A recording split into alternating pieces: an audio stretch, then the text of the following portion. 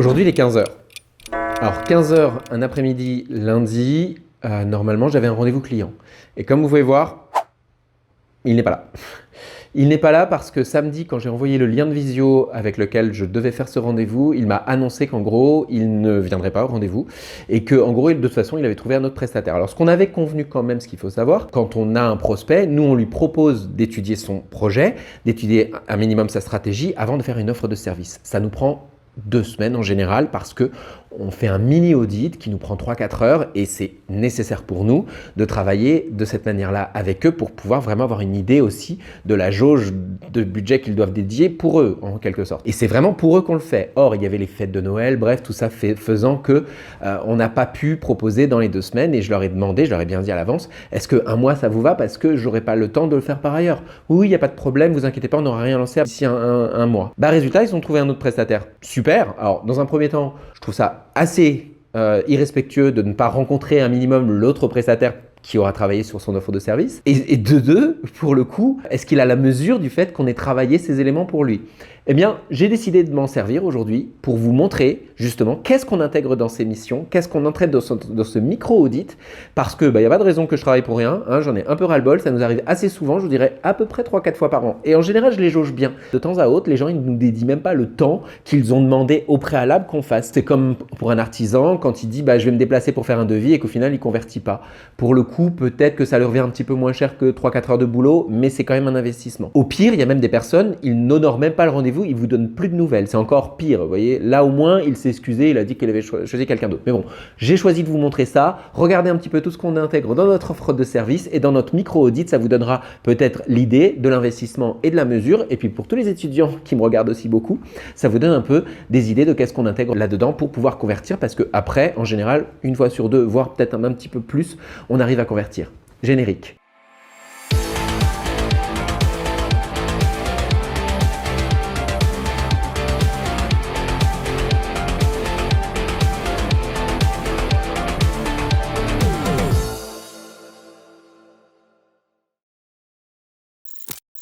Alors voilà, donc je suis conscient qu'en vous montrant ça, je vous dévoile un petit peu plus les coulisses de notre entreprise, mais pour le coup, je pense que ça peut être intéressant pour tout le monde et c'est vrai que pour aussi vous donner un ordre d'idée, on a beaucoup changé ce travail au fur et à mesure des années, à la fois d'un point de vue visuel et aussi d'un point de vue contenu parce que alors aujourd'hui, je vais vous montrer les résultats, je ne vais pas vous montrer comment je vais les faire. Là-dessus, forcément, soit faut venir avec nous en formation, soit faut prendre une presta, mais c'est vrai qu'on va chercher énormément de choses pour l'intégrer à la stratégie. Donc on remet toujours le contexte et opportunité, à savoir donc un peu la problématique du client. Et on commence non pas avec l'analyse macro et micro comme le voudrait une étude de marché parce que j'ai pas le temps de faire ça et c'est vrai que honnêtement on devrait le faire.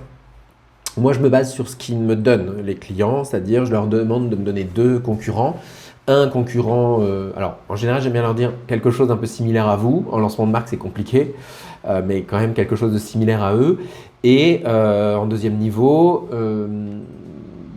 là où ils voudraient être d'ici 3 à 5 ans, c'est-à-dire un concurrent un peu qu'ils ciblent. Et alors eux m'ont pas donné ça, mais ils m'ont donné 2 des plus gros dans un domaine qui est la boutargue. Alors qu'est-ce que c'est que la boutargue? Parce que évidemment personne ne connaît, en tout cas nous chez nous personne ne connaissait, et je pense que même parmi chez vous aujourd'hui vous ne connaissez pas. C'est une sorte d'œuf de poisson séché et on analyse tout un ensemble de choses de par la concurrence. Donc d'abord dans un premier temps on regarde en branding la réputation, on analyse ce qu'on appelle les critères EEAT du concurrent, critères EEAT voulant dire l'expertise, l'autorité, la fiabilité et l'expérience relayée par le web. Alors, comment est-ce qu'on analyse le EAT? Normalement, on doit le faire à partir des critères de Google et de Visu. Évidemment qu'on n'a pas le temps de faire un audit qu'on ne facturera pas au client. Donc là, on sollicite à des IA qu'est-ce qu'elles trouvent en critères EAT. Alors bien sûr, on a entraîné nos IA qui aujourd'hui savent très bien ce que c'est que les critères EAT. Elles rentrent à l'intérieur des sites web et elles regardent ces critères-là qui ont été donnés en amont. On regarde le contenu image. Est-ce que en contenu image, les concurrents donnés ont des choses qui sont plausibles? Là, pour le coup, vu qu'on est 2 à l'avoir fait, Je suis moyennement, alors je suis moyennement assuré des 5 étoiles là pour être honnête. C'est un de mes collaborateurs qui fait le pré-travail et moi après je prends en main et je le fais devant le client. Et là je l'aurais mesuré un peu avec le client, j'aurais dit c'est une bonne présence sur un marché de niche. Par contre, si je regarde dans l'image de marque sur Google et que je marque le nom des marques en question, elles sont pas brandées, il n'y a pas énormément de contenu et c'est pas non plus dingue. Mais avec quoi est-ce qu'on compare ces marques? Est-ce qu'on compare avec Amazon ou est-ce qu'on compare avec justement eux ou d'autres de leurs concurrents? En l'occurrence, j'aurais mis 4 moi à Memi et j'aurais mis 3 à Coscas, non pas à cause de ce qu'on peut trouver dans les Google Images parce qu'on en trouve, mais plutôt par rapport à leur branding que j'aime, en tout cas que je trouve pas final, pas bien travaillé et pas appelant, attirant. Autre chose, donc on regarde le contenu vidéo. Est-ce qu'il y a des choses qui se retrouvent à la fois dans les contenus vidéo longues et dans les vidéos courtes? Donc évidemment, on le ramène dans notre analyse. On fait une petite analyse aussi du SEO local. Alors, c'est pas que la fiche Google. Là, on voit que c'est la fiche Google que vous voyez paramétrée, mais il y a aussi tous les autres annuaires possibles, ainsi que les pages jaunes ou divers outils qui peuvent être utiles, tels que Trustpilot, Trusted Shop, TripAdvisor dans certains domaines, etc., etc. Là-dessus, il y a quand même quelque chose à faire. Et Coscas et Fils, certes, ils n'ont pas de fiche Google, mais ils ont une brand knowledge, je crois, donc ça s'appelle une carte de connaissance de la marque. Et donc là-dessus, ils ont quand même une petite visibilité. C'est juste qu'ils n'ont pas de visibilité locale. Attention, on est sur le local. Sur les réseaux sociaux, donc on analyse aussi à la fois la fréquence. On va beaucoup plus loin quand on fait un audit global, mais là, c'est sûr que dans les 2, 3, 4 heures qu'on consacre en gratuit à nos clients, évidemment que on fait pas le minimum, mais ce qui est faisable dans la limite du raisonnable s'il ne nous choisit pas. Voyez. Et comme je le disais, je ne sentais pas spécialement que j'avais une grosse affinité qui s'était créée lors de la première rencontre. Donc voilà. On regarde aussi l'engagement sur les réseaux, qui sont très très corrects là pour les deux marques. Le nombre d'abonnés n'a plus grand intérêt aujourd'hui, comme vous pouvez voir, mais on le regarde quand même un petit peu pour se dire est-ce que ils ont quand même quelques suiveurs. Mais l'engagement est correct pour des marques qui ont quand même quelques années, et surtout des marques. C'est beaucoup plus facile d'avoir plus que 1% quand on est un individu. Ensuite, donc, on regarde les autres réseaux sociaux tels que LinkedIn. Là, vous voyez, pas de présence de la part de la concurrence. On regarde s'ils ont des fiches Google, des fiches YouTube, pardon, des présences sur YouTube. Alors là, oui, ils en avaient, mais ils ne l'alimentaient pas. Peut-être que tout simplement, ils n'ont pas vu un intérêt à le faire, à le mettre en place. Ce que je peux comprendre tout à fait, parce que c'est du boulot en plus. Par contre, je trouve que quand on voit 10 abonnés avec 2 vidéos sur une page comme ça fait pas un peu tristoun, voire ça fait un peu effet dissuasif. C'est un peu à l'image de la marque, des éléments de branding de ces deux marques, c'est que je les trouve un peu tristes les deux. Et est-ce qu'elles donnent confiance?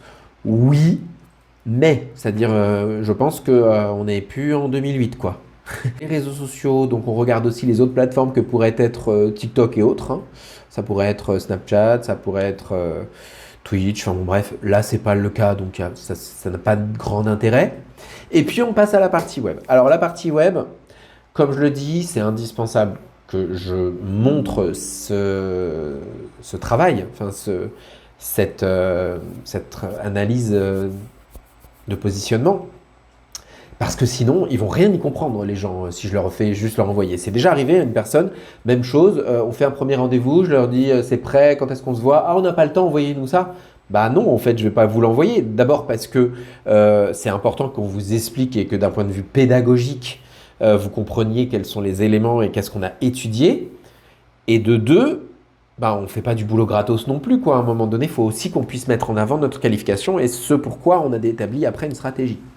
Donc là, on va analyser dans un premier temps le DA. Le DA, ça veut dire le Domain Authority. Vous voyez, Boutargue 25, c'est bien. Coscas 29, c'est très bien. Là-dessus, rien à dire. Ils ont travaillé leur popularité. Ils sont devenus, à mon avis, des marques fiables dans leur domaine, en tout cas, même si il y a toujours à redire, hein, évidemment. Mais que ce soit, vous voyez, ici, dans le trafic organique ou dans le Domain Authority, moi, je trouve ça très bien. Alors après, peut-être qu'ils ne sont pas ils sont pas satisfaits, les marques en question, mais dans ces cas-là, peut-être qu'il faut se poser la question, est-ce que c'est en organique ou est-ce que c'est en amont qu'on doit refaire des choses, ou est-ce que, au contraire, d'un point de vue de l'acquisition, maintenant, il faut qu'on mette des choses en place, telles que des campagnes, je ne sais pas moi, en SMA, SEA et compagnie. Au niveau des backlinks, alors on n'en a pas beaucoup pour Coscas, ça veut dire que s'ils ont une grosse autorité, sans ça, ça veut dire que ce sont des bons backlinks. Là par contre, on a beaucoup plus de backlinks pour Boutargue, Memi, c'est correct. Ce sont les liens externes qui pointent vers leur site web.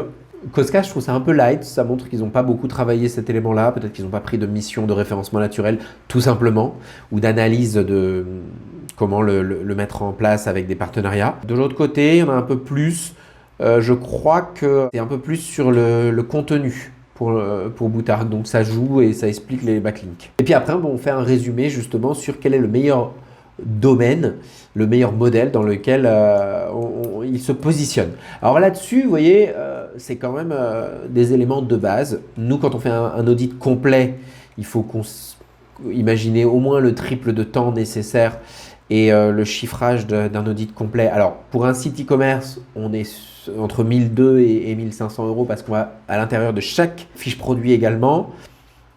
Pour un site non e-commerce, on est autour des 800 euros.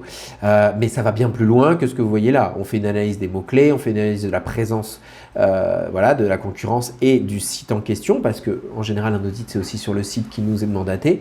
Et ça fait beaucoup de pages. Bien entendu, on se dédie le temps pour le transmettre avec les clients à ce moment-là. Donc suite à ça, on va sur une offre de service. Là, je vous donne des prix qui vont…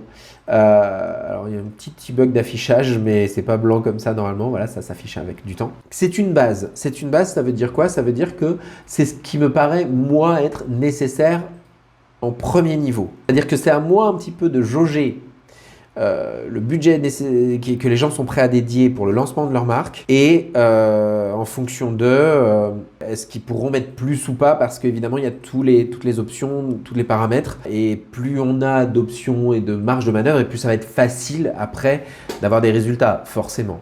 Mais là c'est ce qu'on recommande à premier lieu, donc la création d'une identité visuelle, un site web évidemment, les réseaux sociaux et la mise en place de SEA, SMA, en sachant que c'est aussi ce qu'ils ont matérialisé dans leur discours lors de ma rencontre que j'ai eue avec eux. Donc on chiffre un peu une identité visuelle. Là-dessus, ce sont des tarifs qui sont assez classiques. On va pas, évidemment, je vais pas passer des heures à vous vendre évidemment qu'est-ce qu'on fait. Je peux vous montrer des exemples quand même parce qu'évidemment on en met des exemples. Mais pourquoi est-ce qu'on arrive à ce genre de résultat et pourquoi est-ce qu'on le facture à ce tarif-là? L'idée c'est pas de vous avancer nos prestations, même si on en est très content. Au pire, vous voyez quand même un petit peu le style et les éléments visuels qu'on est capable de sortir pour nos clients et vous vous dites tout ça est compris dans ce prix. Évidemment que ça ne se fait pas en deux, ça prend plusieurs semaines et ça explique ce tarif qui est celui-ci qui s'affiche maintenant. Ensuite, pour le site web. Alors là aussi, il y a tous les tarifs. Honnêtement, pour le coup, nous on voit un site e-commerce, c'est évident parce qu'ils veulent pouvoir le vendre en ligne. Mais est-ce que le fait de créer un site va être suffisant pour amener du monde et va faire de la conversion? Non. Donc il y a aussi plein de choses qui est utile d'ajouter à la création de ce site.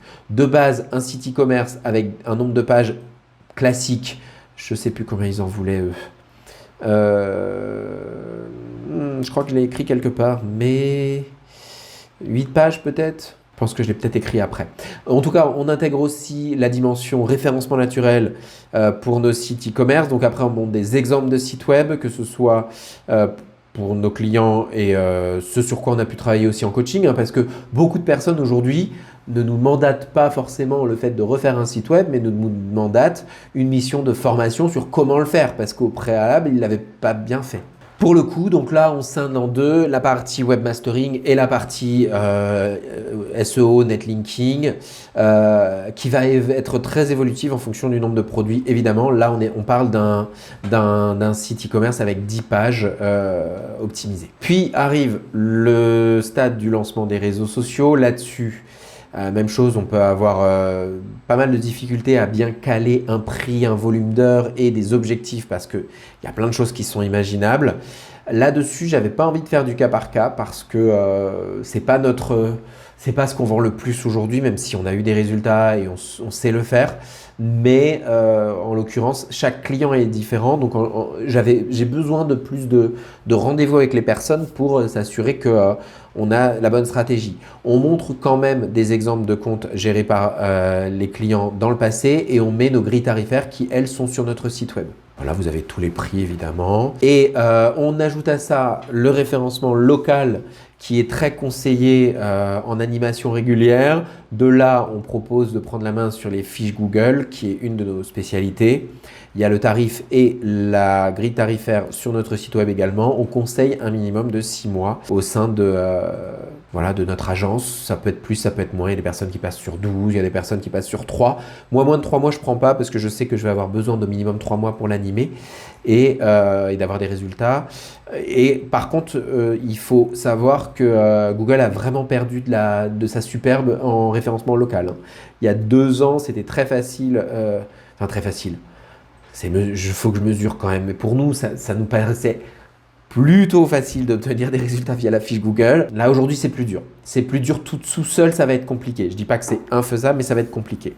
En tout cas, les clients qu'on a qui nous ont donné la fiche Google, aujourd'hui, ils ont rajouté des prestats par-dessus parce que uniquement les fiches Google, ce n'était pas suffisant. Donc après viennent les campagnes publicitaires. Donc on donne des exemples de campagnes qu'on a pu faire, que ce soit en SEA ou en SMA, avec des noms. Pour le coup, tout est en ligne sur notre site web. Donc là-dessus, ils peuvent aller voir aussi exactement les créas, les stratégies, les types de campagnes.